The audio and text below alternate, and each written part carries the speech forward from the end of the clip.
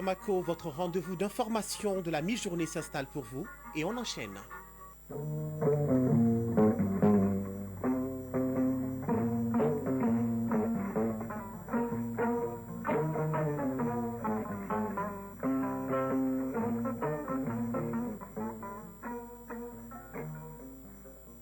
Le journal. Moussa Papa Aïdara. Des chiffres, 60 milliards de francs CFA pour l'amélioration et l'accès à l'eau potable dans plusieurs localités du Mali. Une belle moisson de partenariat entre le Mali et la Banque mondiale. Le fonds permettra à 500 000 personnes à travers le pays d'utiliser de l'eau potable. Lutte contre 3 maladies, la tuberculose, le VIH et le paludisme. 56 milliards de francs CFA ont été mobilisés par Catholique Relief, le Fonds mondial. Dans ce sens, on décryptera surtout la part octroyée à la lutte contre le paludisme. L'invité de ce 13h dimanche est la directrice du programme national de lutte contre le paludisme. Le festival sur le Niger connaîtra son épilogue ce dimanche. Ségou a été pendant une semaine l'épicentre de la culture malienne et sahélienne. L'édition 2025 était surtout axée sur la diversité culturelle, la paix et l'unité nationale. De Ségou, nous serons en direct dans quelques minutes pour faire le point de cette 21e édition avec le délégué général de Ségou Art Festival sur le Niger. En sport, basketball, la deuxième journée du championnat national de première division a pris fin hier samedi, alors que la 12e journée de la Ligue de football professionnel s'achève cet après-midi. Et dans l'actualité également, on vous emmènera faire un tour bien sûr sur la scène internationale. D'abord en République démocratique du Congo, après le sommet conjoint EAC SADC, les réactions sont vite tombées et elles sont contrastées du côté de Kigali et de Kinshasa. Et quand on part du côté des États-Unis, Donald Trump a respecté sa promesse en suspendant l'aide américaine à l'Afrique du Sud qu'il accuse de racisme envers les Blancs. Mais tout de suite, les informations générales juste après cette bulle musicale. Mesdames, Messieurs, bonjour et bienvenue à cette édition. Accord de financement du projet d'appui à la sécurité de l'eau potable au Mali, PASEMA. La convention a été signée par le Mali et la Banque mondiale hier. Avait ainsi l'institution financière met à la disposition du Mali plus de 60 milliards de francs CFA pour l'amélioration et l'accès à l'eau potable dans plusieurs localités du pays. Une signature qui vient renforcer la politique présidentielle, à savoir offrir de l'eau potable à tous les Maliens. Ce projet touchera 500 000 personnes à travers le pays. Khadija Toukone. L'urbanisation, les inondations, les déchets, l'orpaillage illégal, les eaux usées, autant de facteurs qui polluent et détériorent nos cours d'eau. Face à la situation, la Banque mondiale met à la disposition du Mali plus de 60 milliards de francs CFA. Les deux parties signent un accord dans ce sens pour le financement du projet d'appui à la sécurité de l'eau potable au Mali. Une enveloppe qui devrait renforcer une meilleure préservation de la ressource en eau et l'accès des populations en eau potable. Clara de Souza, directrice des opérations de la Banque mondiale pour le Mali. La mise en œuvre du PASEMA permettra d'accroître l'accès à l'eau potable et améliorer la conservation des sources d'eau dans les villes bénéficiaires. Bamako, la rive gauche, Mopti-Sévaré, Saint, Wele-Sebougou, Dioïla, Bafulabe, Maïna, de façon pérenne tout en prenant en compte la préservation des sources d'eau et favorisera les activités économiques et la création des emplois. Les actions engagées ou programmées sont urgentes et capitales pour le président de la transition, dira le ministre de l'Économie et des Finances, Alouseni Sanou, d'ajouter que cette convention, au-delà d'accroître l'accès à l'eau potable, touchera un demi-million de personnes à travers le pays. Le Mali Kura Nyeta Siraka Bensamba Flani Bioron Savama est une initiative ambitieuse et inclusive visant à transformer le Mali en une nation émergente dès 2033. Ce cadre stratégique place le citoyen malien, le Mali de Croix, au cœur des priorités en le considérant comme un acteur autonome capable de prendre en main son destin. La réalisation de ce projet majeur est aussi la concrétisation d'une volonté commune d'œuvrer pour le bien-être des populations en matière de ressources en eau potable. Boubacar Diané, ministre de l'Énergie et de l'eau. Je rappelle que ce projet comprend 4 composantes. L'amélioration de la conservation des ressources d'eau, gestion de projets de renforcement des capacités. Il y a aussi la composante d'intervention d'urgence conditionnelle. C'est un projet majeur au bénéfice de nos populations. Alouseni Sanou, ministre de l'Économie et des Finances. Pour Bamako, les travaux prévus dans le cadre de ce projet concerneront donc la construction d'une station de pompage à Misra et d'un château d'eau de 2000 m3 à Kati Sud. le transport de l'eau donc des stations de pompage de Djikoroni à la station de Misra et à celle de Kati, ainsi que des branchements sociaux à Bamako, à San, Mopti, Sévaré pour les ménages non raccordés à un réseau d'eau potable.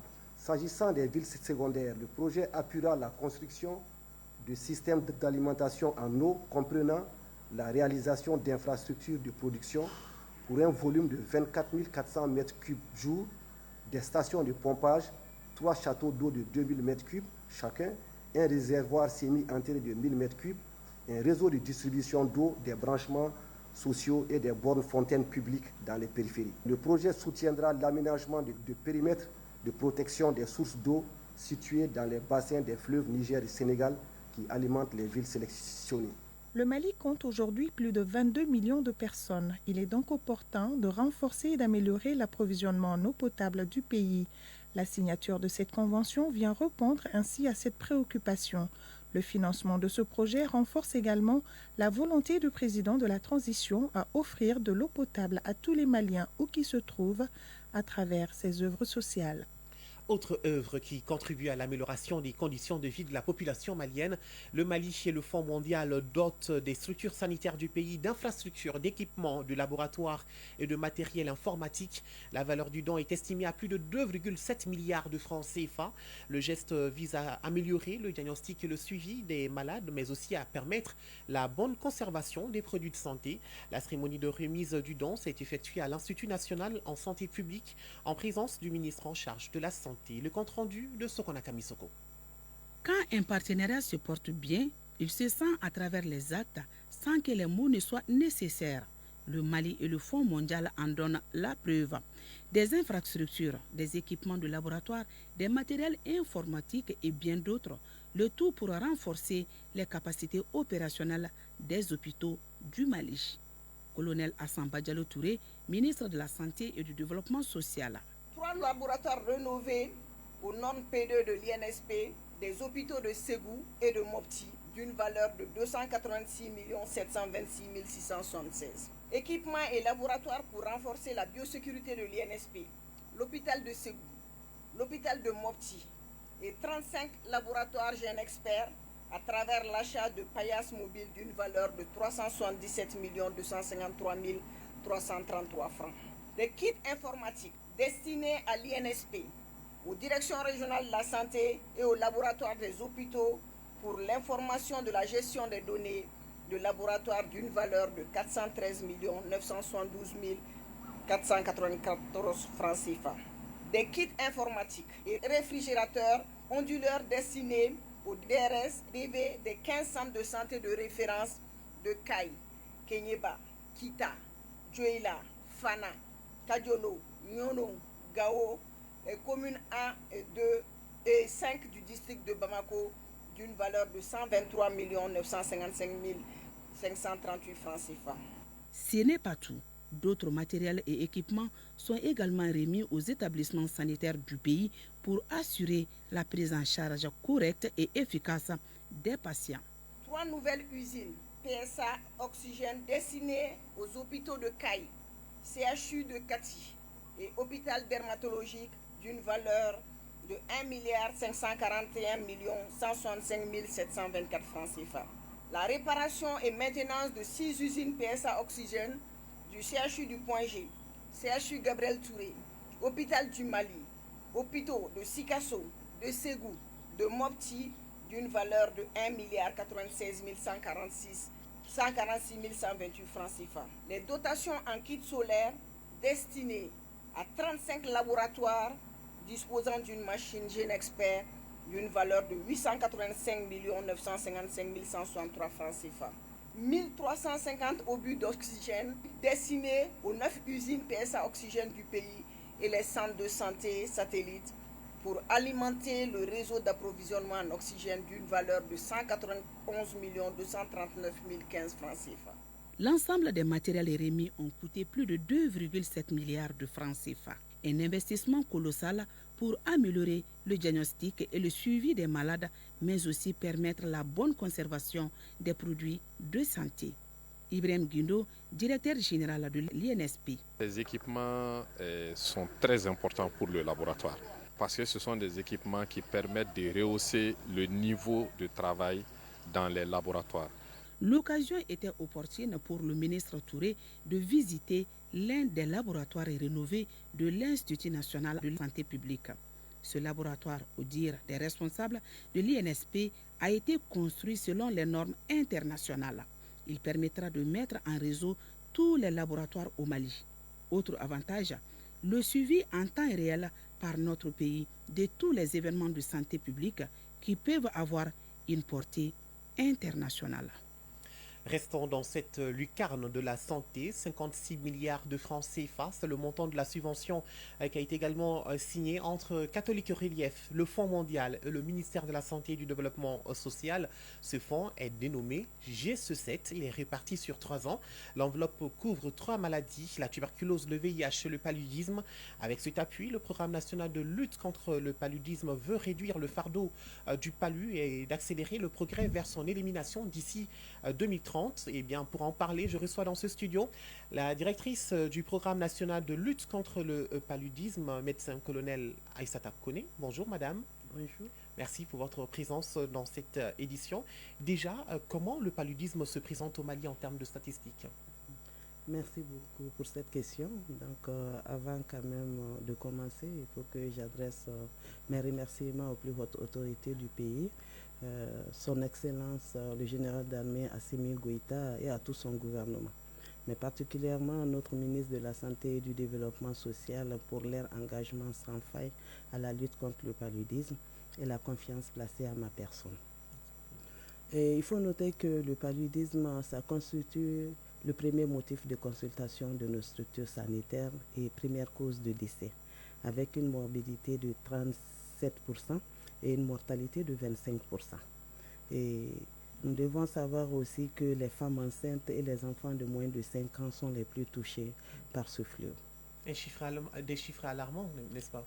Oui, alarmants, mais quand on essaye de prendre sur l'ensemble de la population, ce n'est pas aussi alarmant. D'accord. Et comme je viens de le dire, 56 milliards de francs CFA pour lutter en tout cas contre 3 maladies, la tuberculose, le VIH et le palu. Mais quelle est la part exacte pour la lutte contre le palu? Merci beaucoup pour cette question. Au fait, la subvention du Fonds mondial, c'est le nom même qui est subvention paludisme, VIH, tuberculose. Okay. Mais les 56 milliards là, sinon près de 56 milliards, c'est uniquement pour la lutte contre le paludisme. Le VIH a déjà eu sa part l'année dernière. D'accord. Et comment vous allez utiliser ce fonds? Merci beaucoup pour cette question. L'utilisation de ce fonds-là, ça viendra quand même renforcer l'appui de l'État en nous permettant de répondre au plan stratégique global et aussi les défis urgents de la lutte contre le paludisme, à savoir d'abord la mise à disposition, achat et mise à disposition des intrants à tous les niveaux de la pyramide sanitaire. De deux aussi, chaque année, comme vous le savez, nous faisons la chimioprévention du paludisme saisonnier, qu'on appelle communément la CPS. Donc chaque année, cette subvention-là va nous permettre de couvrir plus d'1 million d'enfants. Mais il y aura plus avec d'autres partenaires, parce que chaque année, on couvre plus de 3 millions d'enfants. Mais je parle de la part de cette subvention-là. D'accord, je vous laisse continuer. Voilà. Et de même aussi, nous faisons aussi le traitement préventif intermittent chez les femmes enceintes. Donc ça, c'est mené dans nos structures sanitaires. Mais nous voyons que la couverture n'est pas aussi élevée que ça. Nous souhaiterons élargir ça auprès de nos agents de santé communautaires. Nous allons commencer l'implémentation avec ça cette année dans 23 autres districts sanitaires. Alors, ce n'est pas la première fois que vous avez ce fonds. C'est vraiment très récurrent. Mais est-ce que ces fonds arrivent exactement sur le terrain, concrètement, à réduire le palu? Oui, ce fonds arrive à réduire le paludisme. Ce n'est pas le fonds en tant que tel. Comme vous savez, l'État du Mali, chaque 5 ans, nous faisons un plan stratégique national de lutte. Ce fonds-là viendra en complément déjà des fonds disponibles que l'État même mobilise plus les autres partenaires. Voilà. Ce que j'ai envie de savoir également, le programme avec cet appui, est-ce qu'on peut directement parler d'élimination d'ici 2030? Oui, parce que l'élimination 2030, le Mali nous suivons la stratégie technique mondiale. Et nous avons opté pour ça, dire que nous allons éliminer le paludisme d'ici 2030. Et pour ça, il va falloir qu'on réponde aux grands défis.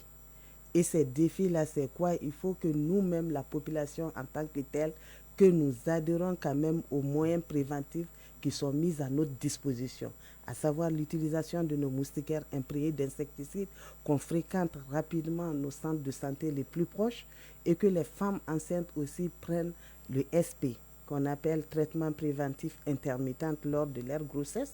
Et au moment aussi de la vaccination, quand ces femmes accouchent là, nous donnons aussi des moustiquaires imprégnés d'insecticides aux enfants à partir de 9 mois lors de leur vaccination contre la rougeole.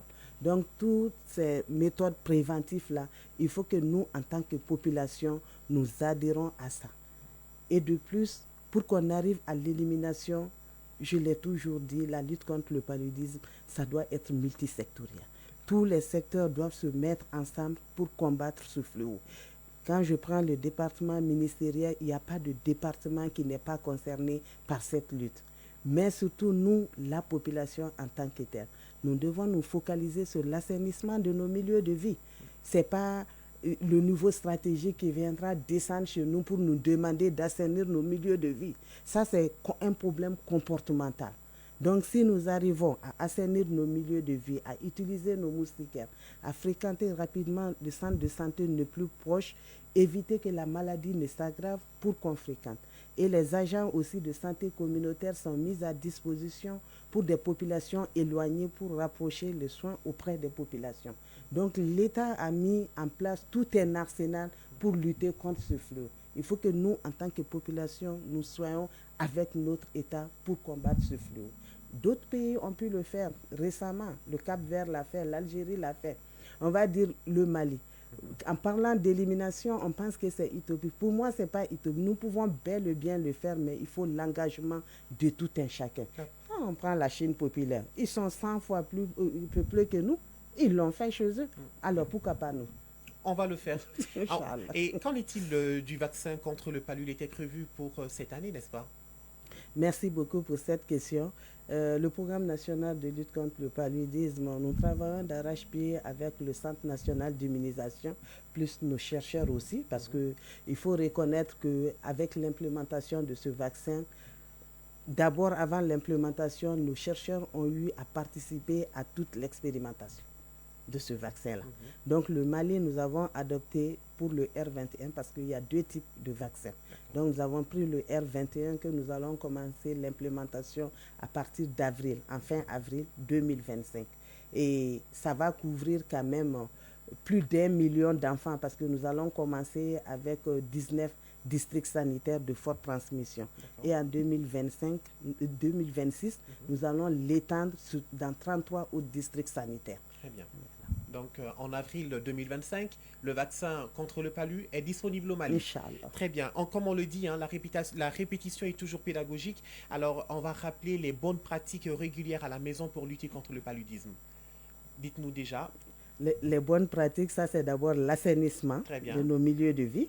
Quand je parle d'assainissement, non seulement il faut balayer, mais évitons les stagnations d'eau dans la cour. Évitons aussi de cultiver, faire le jardinage aux alentours. Très bien. Évitons de laisser quand même, l'eau de nos toilettes sortir dehors directement. Il faut qu'on arrive à faire quand même des fosses pour ça. Donc, en même temps, au niveau de la maison, il faut qu'on utilise les moustiquaires imprégnés d'insecticides. Qui sont encore gratuits. Qui sont encore gratuits pour les femmes enceintes et les enfants. Ajouté pour les hommes aussi. Bon, les hommes, chaque 3 ans, le pays fait une distribution universelle. Très bien. Et on s'apprête à le faire en 2026, où nous allons distribuer plus de 12 millions de moustiquaires. Mais la couverture, c'est une moustiquaire pour 2 personnes. Merci beaucoup. Merci pour ce rajout. Et je rappelle que nous recevons à l'instant la directrice du programme national de lutte contre le paludisme, médecin-colonel Aïssata Koné. Merci. Merci à vous. Et suite de ce journal pendant qu'il est 13h18. Dans l'actualité, le festival sur le Niger qui ferme ses rideaux ce dimanche, une semaine chargée, comme je le disais. Ségou a été pendant une semaine l'épicentre de la culture malienne et sahélienne. L'édition 2025 était surtout axée sur la diversité culturelle, la paix et l'unité nationale. On en parle avec notre deuxième invité de cette édition qui est en direct avec nous de Ségou, Djibril Guissé. Bonjour. Bonjour madame. Djibril Guissé qui est avec nous, il est délégué général de Ségou Art Festival sur le Niger. Alors déjà, on voudrait savoir sous quel signe était placée cette 21e édition. Bonjour, merci beaucoup. Alors thème, je remercie, je salue aussi tous nos auditeurs. Et la 21e édition de Ségou Art Festival sur le Niger s'est tenue du 3 février au 9 février aujourd'hui 2025 sur les berges du fleuve Niger, sous le thème diversité culturelle, paix et unité nationale. C'est vraiment des moments intenses, des communions, des célébrations de la paix et du vivre ensemble. Je dois souligner que cette 21e édition était placée sous le haut patronage de ses excellences le président de la transition du Mali, le général d'armée Assimi Goïta, que nous saluons, nous remercions d'avoir accepté ce haut patronage. Donc la 29e édition de ce Art Festival sur le Niger, c'était aussi avec la semaine de la fraternité, c'était couplé avec la semaine de la fraternité de l'AES, donc qui a donné l'éclat particulier, une très grande dimension à cette 21e édition de ce Art Festival sur le Niger, avec les deux pays, le Burkina Faso, le Niger, qui étaient les deux pays invités de cette 21e édition de ce Art Festival sur le Niger. Oui, vous l'aviez dit, hein, la semaine dédiée à l'AES. Et c'était pour quel objectif concrètement faire venir tous ces pays, surtout ces ministres en charge de la culture des deux pays de l'AES? Absolument, le festival sur le Niger, on s'inscrit dans cette dynamique, cette volonté politique affirmée, affichée de nos plus hautes autorités, à savoir la construction d'un État fédéral, voilà, avec les pays de l'AES. Je pense que là, l'idée à la base, c'est vraiment de communier ensemble, créer un espace d'échange, de dialogue pour promouvoir la paix et la cohésion sociale dans nos États du Sahel. Donc, c'est dans cette autre idée que le département en charge de la culture a initié cette semaine de la fraternité dans le cadre du festival sur le Niger. Et j'avoue que c'était des très bons moments d'échange entre, mais au-delà des autorités, avec les communautés aussi de ces pays frères qui étaient là, avec une très forte délégation du Burkina et du Niger, donc, qui était là, où nous avons échangé pendant cette semaine de la fraternité pour communier, voilà, célébrer la paix et le vivre ensemble. Et sur un petit tour sur les réseaux sociaux, on a vu la particularité de ce festival et on a vu que Ségou Falitour a en tout cas été l'une des activités phares pour les festivaliers, n'est-ce pas? Absolument, c'est une activité clé Ségou Falitour, c'est vraiment pour aussi promouvoir cette pratique, ce moyen de transport traditionnel de Ségou qui a été mis en valeur. Et cela en partenariat avec Mali Tourisme. Je pense que c'était vraiment aussi des moments très très forts et intenses de cette 21e édition de ce Art Festival sur le Niger.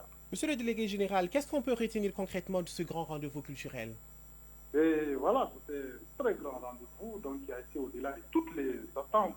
Voilà, et nous profitons de l'occasion pour remercier aussi les membres du gouvernement du Mali qui étaient là. On a reçu plus d'une quinzaine des ministres qui étaient là, donc du Mali, mais aussi des États de l'AES. Et cette 21e édition de Ségou Art Festival sur le Niger, en termes de bilan, ce sont plus de 40 000 festivaliers que nous avons reçus ici, donc sur les berges du fleuve Niger, mais c'est avec aussi plus d'une centaine de spectacles de musique sur les berges du fleuve Niger, avec des artistes de renom, en l'occurrence les maestros Salif Keita du Mali qui était là, et Amadou et Mariam, mais aussi Makumba du Zimbabwe, également avec beaucoup d'autres artistes qui étaient là.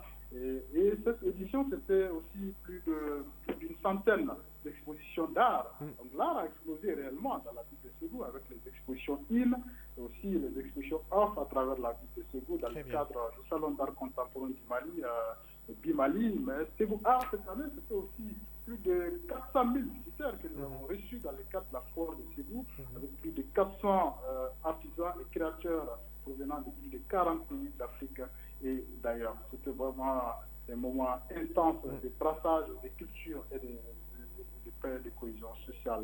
Merci. Pour notre pays. La prochaine édition se prépare déjà? Absolument. Déjà, après cette édition, déjà la semaine prochaine, nous allons réunir toute l'équipe pour tracer les grandes lignes de la prochaine édition. Merci. C'est ça aussi le Festival sur le Niger. Donc on prend, c'est toute une année de préparation pour préparer l'édition qui arrive. Je dois souligner aussi cette année, la ville invitée, c'était la ville de Tombouctou, qui était là avec une forte délégation. Donc l'occasion était opportune aussi pour communier avec les communautés du nord, du centre, voilà, qui étaient là, on a partagé des plats, les mets locaux ensemble. C'est vraiment des moments de communion, aussi des moments d'échange, de dialogue, voilà, pour promouvoir la paix, la cohésion sociale, et l'unité nationale. Merci beaucoup, et nous qui sommes restés à Bamako, on a bien suivi ce festival avec beaucoup d'intérêt à travers les réseaux sociaux. Merci Djibril Guissé. Je rappelle que vous êtes délégué général de Ségou Art Festival sur le Niger, qui referme donc ses portes aujourd'hui 9 février. Suite de ce journal, juste après ce jingle. Dans l'actualité internationale à présent, République démocratique du Congo, après le sommet conjoint EAC-SADC, les réactions sont vite tombées et elles sont contrastées du côté de Kigali et de Kinshasa. La Sina Keita qui vient de me rejoindre dans ce studio, bonjour. Bonjour Moussa Papa Aïdara. Alors depuis quelques semaines, vous suivez cette actualité pour nous. Alors qu'est-ce qu'on peut retenir des conclusions différemment appréciées de ce sommet? Un appel unanime à un cessez-le-feu immédiat et inconditionnel et à la fin des hostilités dans l'est de la République démocratique du Congo. C'est la principale conclusion issue de ce sommet conjoint des deux organisations sous-régionales. Cette conclusion est différemment appréciée par les deux pays. Les autorités rwandaises ont accueilli positivement les conclusions de la réunion. Pour le ministre rwandais des Affaires étrangères, cette réunion représente un sommet historique et réussi qui propose des mesures immédiates à moyen et long terme pour la restauration de la paix et de la sécurité à l'est de la RDC. Il s'est dit satisfait de l'appel à un cessez-le-feu immédiat et des résolutions. De son côté, Kinshasa déplore à travers Tina Salama, porte-parole du président Félix Tshisekedi, qui estime être déçu des conclusions, car pour elle, l'EAC et la SADC pouvaient aller plus loin, car selon elle, la RDC a été agressée. Et comment se présente la situation humanitaire sur le terrain? Dégradante? La situation humanitaire n'est pas reluisante selon plusieurs ONG. De lourdes dégradations matérielles ont aussi durement touché le travail de la communauté humanitaire. Le pays enregistre également un nombre très élevé de déplacés, y compris des enfants qui ont besoin d'assistance et de soutien médical et d'une présence constante à leur côté. Moussa Papaïda. Merci beaucoup Lassina Keita pour toute cette information. Je me tourne vers vous à présent, Mohamed Sangaré, bonjour. Bonjour Moussa Papaïda. Nous suivons à présent l'actualité aux États-Unis. Donald Trump qui a respecté sa promesse en suspendant l'aide américaine à l'Afrique du Sud, qu'il accuse d'ailleurs de racisme envers les Blancs après l'adoption d'une réforme agricole qu'il juge discriminatoire pour les Afrikaners, allant jusqu'à leur proposer le statut de réfugiés. Pretoria s'inquiète également de cette désinformation. Alors, quel est le contenu exact de la réforme agricole en Afrique du Sud critiquée par Donald Trump? La réforme agraire en Afrique du Sud, critiquée par Trump, vise à redistribuer les terres agricoles des propriétaires blancs aux Sud-Africains noirs pour corriger les injustices de l'apartheid. Elle prévoit la nationalisation des terres sans compensation si nécessaire afin de restaurer les droits des victimes de cette période et d'améliorer leur accès aux ressources tout en stimulant la production agricole. Des programmes de formation, de soutien pour les nouveaux agriculteurs accompagnent ces mesures pour garantir la viabilité des exploitations. Le gouvernement sud-africain a élaboré des documents politiques et mené des consultations publiques pour mettre en œuvre ces réformes tout en respectant les droits des propriétaires fonciers. Trump a exprimé ses préoccupations concernant la sécurité alimentaire et la stabilité économique, avertissant que des changements radicaux en matière de propriété foncière pourraient générer des tensions sociales.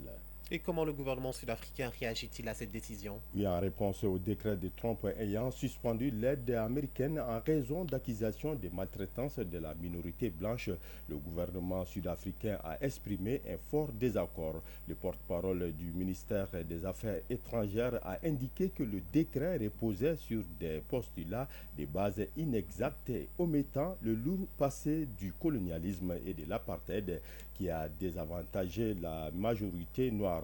La diplomatie sud-africaine appelle à un dialogue factuel insistant sur l'importance de comprendre les enjeux dans leur contexte historique et social. En résumé, Moussa Papa, la réponse sud-africaine à Trump souligne son souhait de défendre sa souveraineté, d'affirmer son processus de transformation sociale et de contester les narrations qui simplifient la réalité complexe du pays.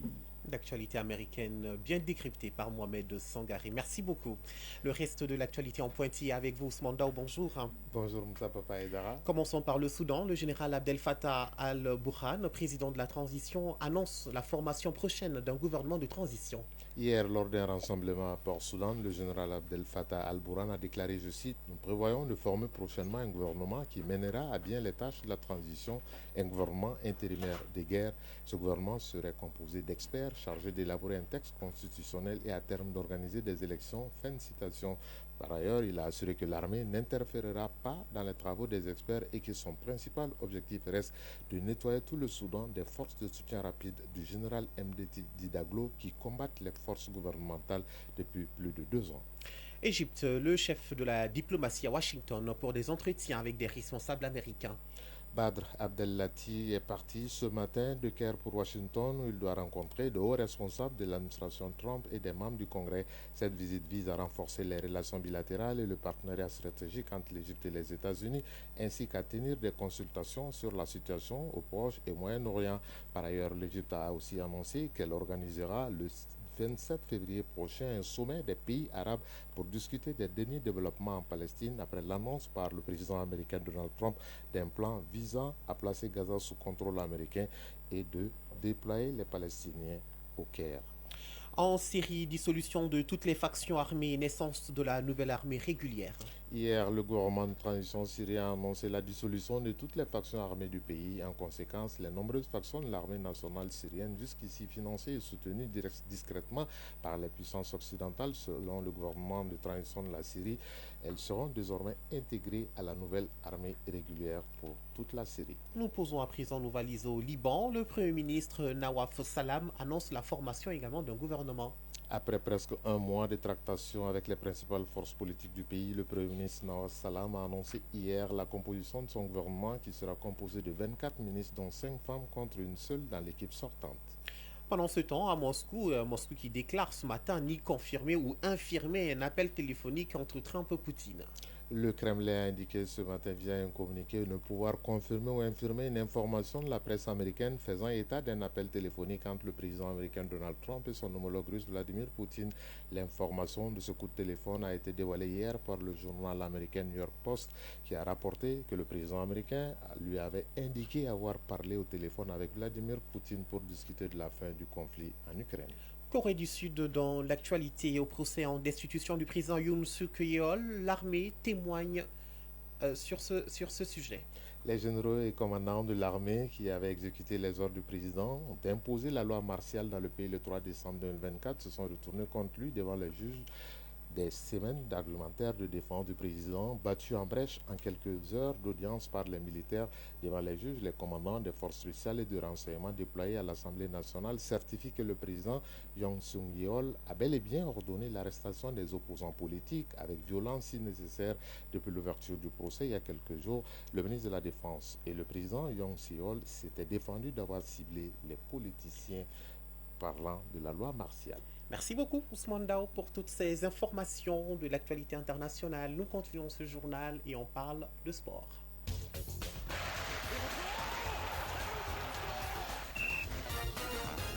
On fera un focus sur l'escrime tout d'abord et ensuite en basketball. La deuxième journée du championnat national de première division a pris fin hier samedi alors que la 12e journée de la Ligue de football professionnel s'achève cet après-midi. On voit tout cela avec Famou Djorté.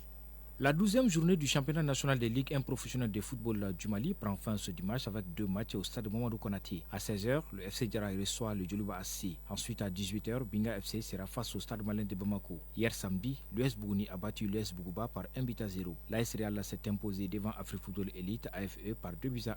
L'AS Bakaridja s'est incliné 0-2 devant 11 créateurs. En ouverture, vendredi, l'AS Korofina, l'ASCO et l'USFAS ont fait match nul 0-0. L'association sportive de police, AS Police et les étoiles du Mandé se sont également séparés sur un score nul et vierge. En basketball, la deuxième journée du championnat national de première division a pris fin hier samedi. Le match au sommet opposant le Djoluba AC au stade malien de Bamako chez les dames a été arrêté en raison d'une panne technique, a-t-on appris. Le dernier match de la deuxième journée qui devait opposer Atar Club de Kidal au stade malien de Bamako à Messieurs n'a pas été joué non plus pour la même raison. Mais avant la dite panne technique, la commune 5 a perdu contre l'USFAS 66-84 en dames et Faso Kano a dominé l'USFAS 61-55 en hommes. En ouverture vendredi, chez les hommes, l'AS Real a été battu par le centre Mamoutou Kane, CMK 46-42. Le centre de référence de basketball de Tombouctou, CRBT, est tombé devant l'AS Police 67-72. Sur le tableau féminin, l'AS Real s'est incliné devant Calaban Sport Club 65-62. L'AS Police a battu le centre de référence de basketball de Tombouctou, CRBT 78-51. Parlons à présent d'escrime. Bien que riche en histoire et en technique, la discipline reste peu connue au Mali. Dans ce contexte, les médias jouent un rôle crucial dans sa promotion. Pour mieux comprendre cette dynamique, nous avons interviewé 3 journalistes maliens. Les médias ont le pouvoir de transformer la perception des disciplines sportives, mais comment? Moussa Salif Diarra, journaliste. La médiatisation des compétitions d'escrime est cruciale. Elle permet au public de découvrir un sport souvent perçu comme élitiste et peu accessible. Siaka Zek Traoré, journaliste. Le fait même de couvrir une activité sportive, une compétition, c'est une façon pour le public en général et le public sportif en particulier de comprendre qu'il y a de l'intérêt. Par une couverture régulière de la compétition, des interviews d'athlètes et des reportages des médias peuvent susciter l'intérêt et l'engouement autour de ce sport. Souri Ibrahim Koulibaly, journaliste. Sans couverture médiatique, la promotion des disciplines méconnues comme l'escrime serait vouée à l'échec. C'est dire que pour faire découvrir davantage l'escrime au Mali, le rôle des médias est crucial. En présentant l'escrime, non seulement comme une activité compétitive, mais également comme une forme d'art et de discipline physique, les médias peuvent toucher un large éventail de la population, surtout en mettant en avant ses valeurs telles que la discipline, le respect et la concentration. Pour donner un coup de pouce à l'escrime au Mali, il est crucial d'exploiter le potentiel des médias. Par une approche proactive et créative, il est possible de transformer l'escrime en un sport reconnu et apprécié, capable d'inspirer les générations futures. Focus Santé. La césarienne dans Focus Santé, cette opération pour sortir le bébé peut être programmée comme elle peut se faire dans l'urgence. La maternité de Sogoninko enregistre plus de 250 césariennes par mois. S'il n'y a pas de complications, la durée de l'opération varie entre 30 et 40 minutes. Pourquoi la césarienne est-elle pratiquée dans nos centres de santé? Élément de réponse avec Koumba Sissé. Après avoir passé des heures dans un centre de santé sans pouvoir accoucher, Madame Sissé a été finalement transférée à la maternité de Sogoninko où elle a subi une césarienne. Après l'opération, les 2 sujets se portent bien. Fatoumata Sissé, femme accouchée par césarienne. J'ai accouché d'un garçon. Après la césarienne, ils m'ont donné des antidouleurs. Cette naissance par césarienne est pratiquée pour plusieurs raisons. Au cours des consultations prénatales, en fonction de l'état de la femme ou de son futur bébé, le médecin peut programmer la césarienne au terme de la grossesse. Professeur Mamadou Keita, gynécologue au CCRF de la commune 6 du district de Bamako. Elle peut être programmée à ce moment. Il faudrait que la femme suive correctement les consultations prénatales en fin de grossesse. Par exemple, s'il y a une hypertension grave, un diabète mal équilibré, ou bien le nombre de bébés excède 3 ou 4, ou bien le poids du bébé est très exagéré, ou bien la femme a un problème de bassin, ou bien elle a été opérée plus de 2 fois. Ça, c'est les situations non urgentes. On peut amener à prendre une décision de césarienne. Cette technique chirurgicale peut être aussi décidée dans l'urgence. Si la femme est en travail, par exemple les complications de l'hypertension associée à la grossesse, notamment une crise d'éclampsie, lorsqu'il y a un saignement grave de la maman, lorsque le placenta est mal positionné, on peut réaliser une césarienne rapidement, ou lorsque le bébé souffre parce que le travail est prolongé, lorsqu'il y a une malposition. La césarienne peut concerner tous les âges si l'état de la maman ne permet pas l'accouchement par la voie naturelle ou bien le bébé présente un problème. Au cours de l'opération, c'est la partie basse qui est anesthésiée. S'il n'y a pas d'autres soucis, la femme sort du bloc opératoire entre 30 et 40 minutes. On fait une injection dans le dos de la femme, donc ça permet qu'elle est bien consciente et elle parle pendant l'intervention. La femme, après le bloc opératoire, elle est maintenue dans une unité qu'on appelle salle de réveil. Elle est surveillée là-bas pendant 6 heures de temps et puis après, elle rejoint sa salle. Donc, elle peut s'alimenter 6 heures de temps après l'intervention. Il y a tout ce qui est liquide chaud qu'elle peut s'alimenter. Il y a la soupe pendant au moins 24 heures. Donc, si les 24 heures passent, elle peut commencer les aliments semi-liquides. Les complications, elles peuvent arriver malheureusement, même si c'est une technique qui est très sûre. Les complications peuvent se voir pendant l'intervention. Vous savez que l'utérus, il y a des organes tout autour de l'utérus. Il peut y avoir une blessure de la vessie, il peut y avoir une blessure de l'urétère, il peut y avoir une blessure de l'intestin avec des complications hémorragiques. Après l'intervention elle-même, il peut y avoir d'autres complications liées, par exemple, à l'état de l'utérus, un saignement important après l'intervention.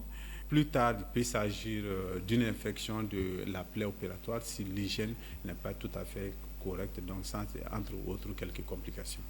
La pratique de la césarienne est l'une des stratégies de lutte contre la mortalité maternelle et néonatale.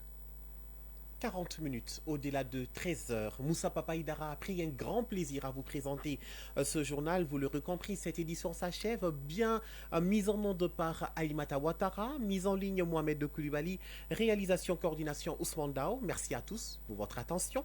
Mesdames, messieurs, prenez soin de vous et des autres et n'oubliez surtout pas, gardez le sourire quoi qu'il arrive et à très vite sur le RTM.